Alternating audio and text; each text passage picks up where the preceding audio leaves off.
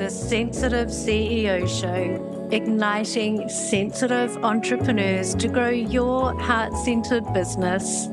I'm your host, Rose Cox, and this podcast shares with you inspiring and thought-provoking conversations for sensitive entrepreneurs wanting to grow a sustainable online business in a way that feels exciting and aligned with your soul. Along with my carefully curated expert guests, we share science-backed advice, proven strategies, and the systems we use to succeed in our businesses and our lives as highly sensitives, introverts, and empaths. And by the way, if you would like to be updated on when each episode is released, feel free to subscribe to the short and sweet newsletter. You'll also get weekly recommendations and tips, especially for HSPs, empaths, and introverts. To subscribe, pop on over to the website sensitiveceo.show or rosecox.com/pod. Now on to today's show. Hey, it's Rose and welcome to another episode of the Sensitive CEO Show. And in this week's episode, it's my pleasure to introduce you to my good friend, Willow McIntosh. Willow is the founder of Illuminance and creator of the High Sensory Coaching Program. Welcome, Willow. It's wonderful to talk with you again. Hi, Rose. So good to be here. Thank you very much for having me on your wonderful podcast. Oh, thank you. And before we hit record, we were just catching up because it had been a while since we've spoken. In fact, the last time was when you very kindly interviewed me for my summit that I held last year. Yeah, last year it was 2022. And yeah, you were very generous in interviewing me, but that's the last time we've even spoken. I know. Time flies by. It really does. It was wonderful to speak with you about that because you have such experience in these things. So I really enjoyed that conversation. But yeah, it's been a while. So great to catch up. Yeah, you too. And I love the topic that we're talking about today, which is all around discovering your purpose as an HSP. So I guess the first question I'd love to ask you, Willow, is how does being an HSP give us an advantage when it comes to discovering our purpose? Yeah, absolutely. It's a great question. For us as high sensory people, because we're processing the world more deeply, which is obviously, the main part of the trade that we're all very used to enjoying and sometimes being challenged by. Our purpose is actually tied to how we're doing that. And whilst all people are very, passionate and very keen to find out what their purpose is, as high sensory people, this actually gives us an advantage in discovering that because there's going to be an area of life that has always fascinated us and interested us. And actually, the way that we're processing the world more deeply, it works in alignment with that. So once we start to explore and inquire into what's always fascinated us, what really matters to us about a particular area of life, we come to discover that the way we're processing more information is actually in partnership and relationship with that. So we have these pieces that we can put together to reveal the picture of our purpose. Wow, brilliant. And I know that you talk about, as HSPs, we often have callings from our childhood that are linked to our purpose. Can you give an example of how someone might identify these callings in their own life? Yes, absolutely. So when we're children, we're actually experiencing the world through the lens of our purpose, and it doesn't necessarily feel like that when we're younger, and sometimes it's quite difficult to remember that. But when we're children, we tend to be very aware of a particular area of life that really interests us. So, for instance, if someone's purpose is around well-being and at being in good health, what will be happening as a child is we will be noticing the balance and the imbalance of well-being. We may not have the language for it as a child, but we will be interested in how our own bodies are feeling. We might notice if someone seems particularly lethargic in front of us, or they seem to be filled with vitality. There's going to be an interest in whether someone is in good health or not in good health. And what tends to happen is we follow a path, sometimes unconsciously, that is actually training us and leading us along this path of well-being, or along an inquiry of well-being. And that doesn't go away as we get older. We're often challenged in the area that interests us, but it's an experience in our childhood that is very important to us, and we can recollect this with the right facilitation or the right inquiry, and that then begins to give us these pieces. Mm, I love that. And when you say childhood, what sort of age up to? Like, could this sort of go into late teens, even early 20s? Yes.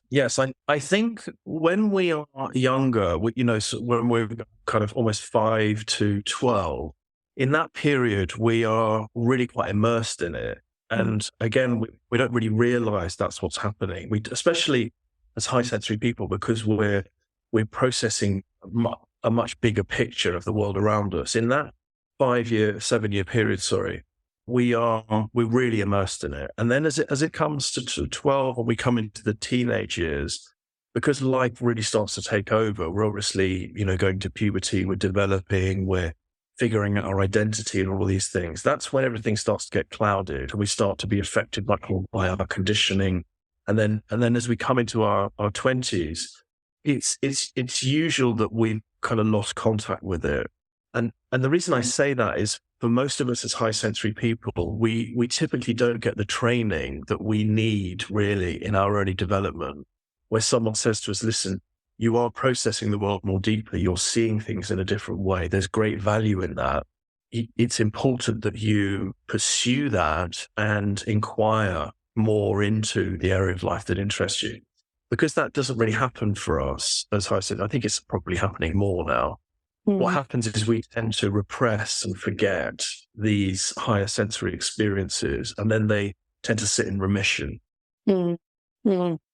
And what about if someone is still searching for their purpose, which I'm sure is quite common, actually? I think that's one of life's purposes, is to find our purpose. I don't know if you agree on that. Oh, yeah. But for someone who's still searching, how could they begin to take steps towards finding it? Yes, yeah, I agree. I think it is one of the greatest endeavors that all of us are trying to figure out. And as high sensory people, what's interesting in all the work that I've done over the years facilitating high sensory people in this area is that we tend to be hugely passionate about a particular cause in the world. Now, you can absolutely say that about all people, but as high sensory people, we tend to care deeply. It tends to be a part of our nature, and that is often linked with an area of life that has always mattered to us. So for anyone listening, if you're thinking, wow, I really feel like I don't know what my purpose is, and I'd love to explore that. The place to start is to ask yourself what fascinates you. What is this cause that always seems to have been with you?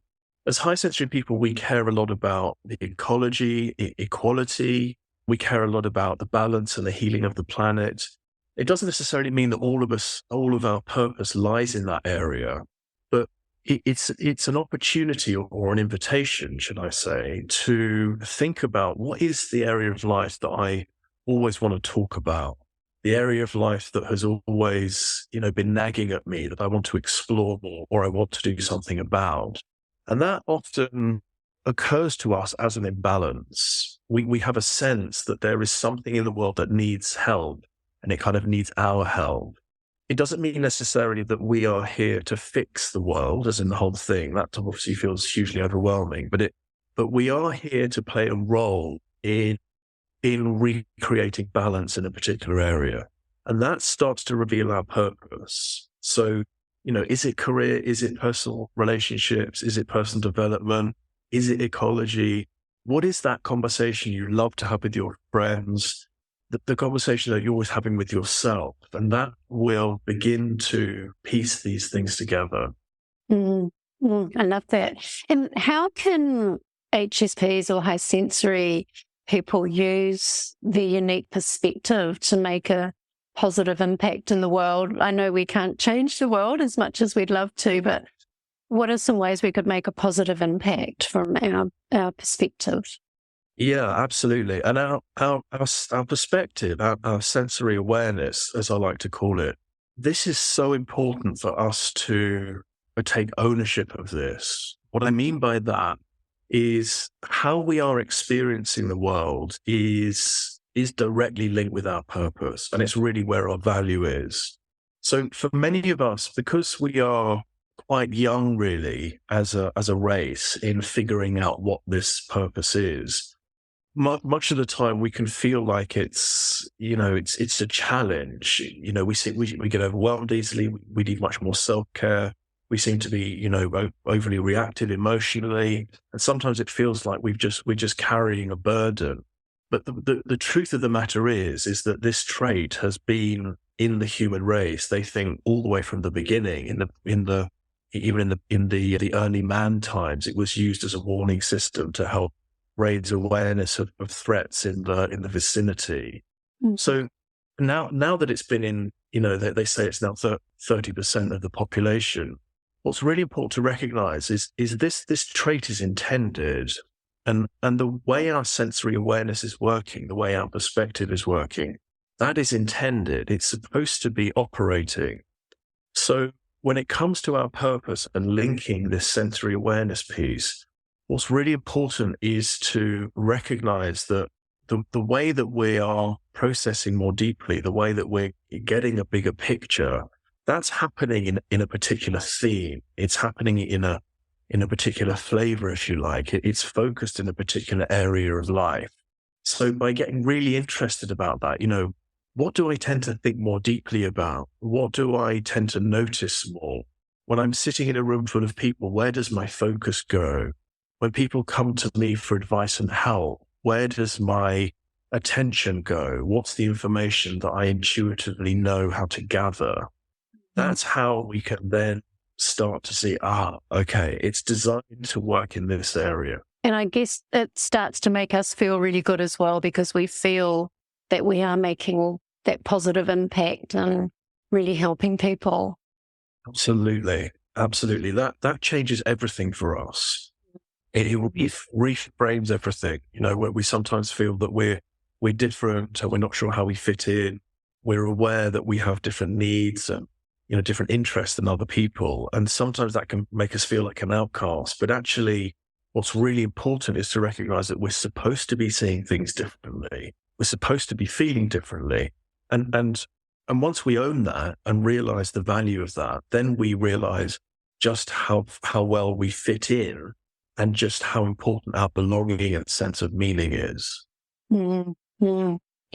I'd love to talk a little bit about the challenges. Are there any particular challenges as HSPs that we might face when it comes to discovering our purpose? And if so, have you got any tips on how to overcome them?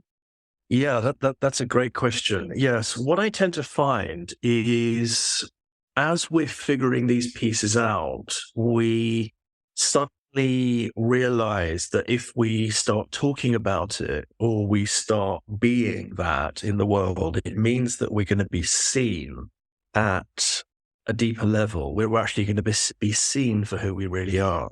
And that can be very challenging for us. We are not used to that.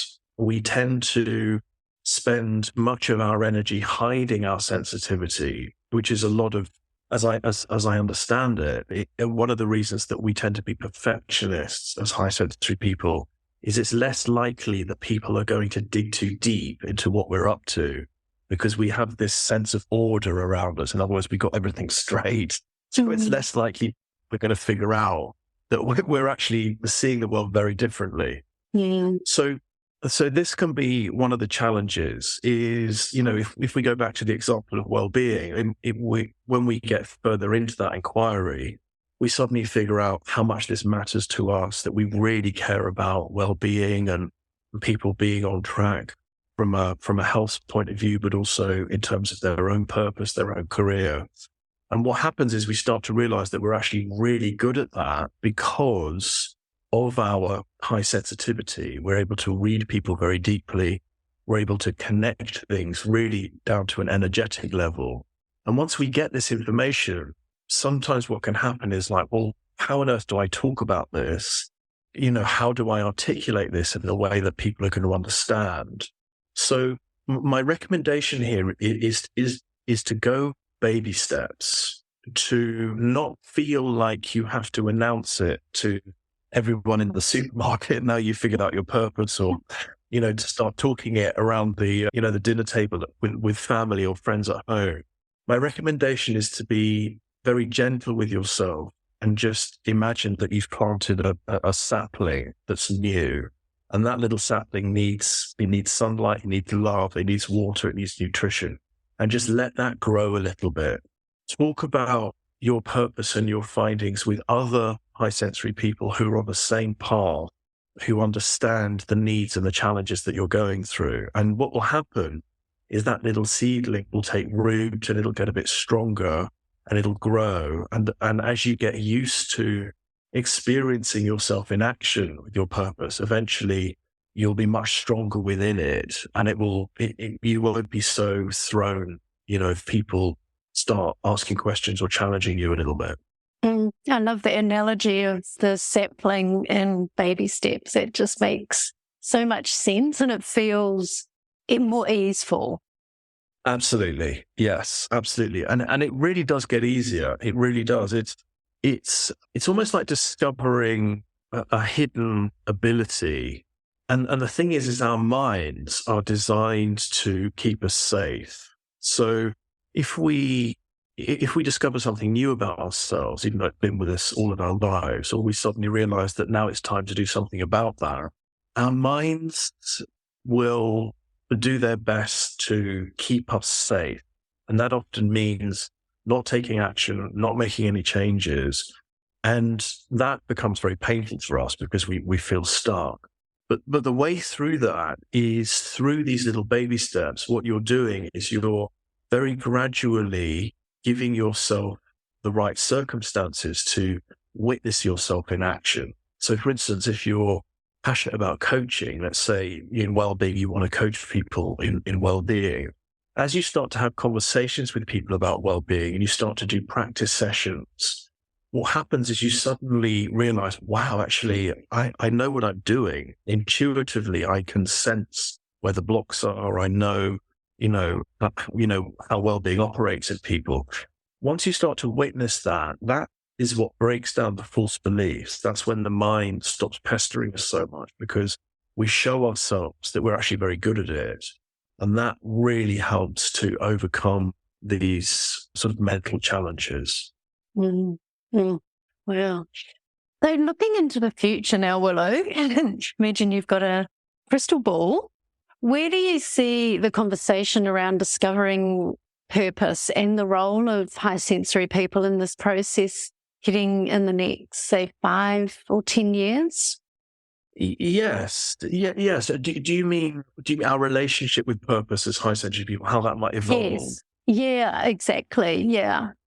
Yes, I think what's coming is because there's so much focus on the trait at the moment. So many people are coming forwards. There's so many people such as yourself running amazing podcasts and services for high sensory people. I think what's happening is the trait is getting a lot more attention, and we're starting to realize the importance of it. And I think what's going to happen in the next decade or so is that the partnership between high sensory people and non-high sensory people in the world is going to become stronger, which is exactly what the trait is intended to do. In other words, we are supposed to be in symbiotic relationship with non-high sensory people to achieve common vision and common goals, Mm. this is really going to help us because we're going to understand value much more. And the non-high sensory world is going to realize that there is this very important asset that they have that can work in conjunction with each other. So I think as this begins to happen, we are going to be more focused, I think, on training and supporting our own high sensory children, the generations to come, about recognizing the trait early and helping our children to recognize the strengths, the abilities, and their purpose, and start to take that more seriously and develop that. And I think we are going to awaken more to the purpose of the high sensory trait in the genome. Oh, I love the exciting times ahead. I can really feel that too. Yeah, wonderful. You can. Yeah, you're noticing Yeah, that. when you're explaining that, it just sounded, yes, that just sounds definitely the way the world's going. It's very exciting for us. I think it really is. I think it really is, especially in leadership. We're very good at, when it comes to empathic leadership and seeing the bigger picture of things, understanding how people are feeling, whether people are feeling honored and, encouraged and aligned. We're very good at, in those leadership roles and training in leadership. So I think that's going to make a big difference too. It's exciting. Yeah, very. Well, before I let you go today, Willow, I ask all of my podcast guests this question. When you feel overwhelmed or unfocused, what do you do? That's a great question. When I feel overwhelmed or unfocused, I tend to stop what I'm doing. And I have a few things that I go to. So first of all, I check to see if I'm hungry. That's one main thing. For me, I have to keep my protein levels high. And I tend to eat little and often. So if my blood sugar gets low, that definitely affects my overwhelm and my focus. So that's my first go-to. So I try to eat very healthily, and I eat, as I say, regularly. The other thing that I do is I know that I need to shift my state. So I will take time either to go for a walk if I need to. I love to get in the sea. Getting in the ocean for me completely resets me. I love to do free dive, and that really, really helps me. Or I jump on my bike and I'll go for a little adventure somewhere. And what I find happens is really within the first few minutes, I can go for a walk for 10 minutes if I'm very rushed or busy. If I do one of these things, I don't need to do it for very long, and it can entirely change my state, and it tends to re-energize me. Being in nature does that. Or sometimes I may need to power nap. So I might lay down. And again, if I just switch off for 10 minutes, and even if I can't go to sleep, what I do is I center all of my awareness into my core. I just allow my awareness to sink, almost like a bath emptying, where my awareness is just draining very, very gradually down through my body. And I do that in bed under the duvet in complete blackness. Sometimes, if I can't get it dark, I'll put something over my eyes. And I just completely sink all the way into my core. And that works miracles for me. It completely resets my overwhelm. Oh, I love all of those things. And I can actually, I just feel really nurtured when you're talking about being under the duvet and picturing an eye mask on and just thinking, oh, that's just beautiful. Yeah, somehow it really seems to work. As I'm highly creative, like my mind is racing so much of the time. Yeah. So just switch that off, no matter what I'm focusing on or doing, no matter how urgent it is, I just literally reboot that way, and it works wonders. Wonderful. Well, it's been lovely to talk with you again today, Willow. And as always, I could chat to you forever. But where can people find you if they want to find out more about your program? Yeah, thank you. It's the best way to find us is if you type in highsensoryintelligence.com, and that will take you to our website. We have a program that we run, a 3-month program, which is actually called the coaching program, but it is very much designed to reveal your natural methodology, which is your purpose. So people come onto the program sometimes wanting to become a coach, but then realize they're actually here to do something very different. And the program's designed to do that. It's designed to reveal the truth of who you are. So that's very much an invitation. If that sounds of interest, you can go onto the website and select book a call. You can book a discovery call with me, and I can just talk with you, see if it may be of help to you, of any benefit, no obligation, of course. And I'd love to hear from you. Wonderful. And I will pop the link in the show notes. So if anyone's interested, I highly recommend it. I went through this program, must be about 2 years ago now. Is that right, Willow? It's a while ago. Yeah. But yeah, I highly recommend it. So I'll pop all of that in the show notes. And thank you again, Willow. Wonderful to talk with you. My pleasure. Thank you so much for having me. Thank you so much for listening to this episode of the Sensitive CEO Show. If you enjoyed this episode, or if you think it would be useful for someone else, please leave me a review on sensitiveceo.show. Just follow the prompt in the menu. Each month, I'm offering one lucky reviewer a chance to win a 1-hour business and mindset audit with me. This in-depth audit covers the 5 pillars of your online business, and you'll walk away with super clear action steps specifically for you and your business. You'll be re-energized and motivated to step into your greatness. You'll also find all of the show notes for each episode on the website sensitiveceo.show. And while you're there, make sure you subscribe to the short and sweet newsletter. You'll get weekly recommendations and tips, especially for HSPs, empaths, and introverts. And as the name implies, the email is short and sweet. The Sensitive CEO Show, igniting your sensitive superpowers.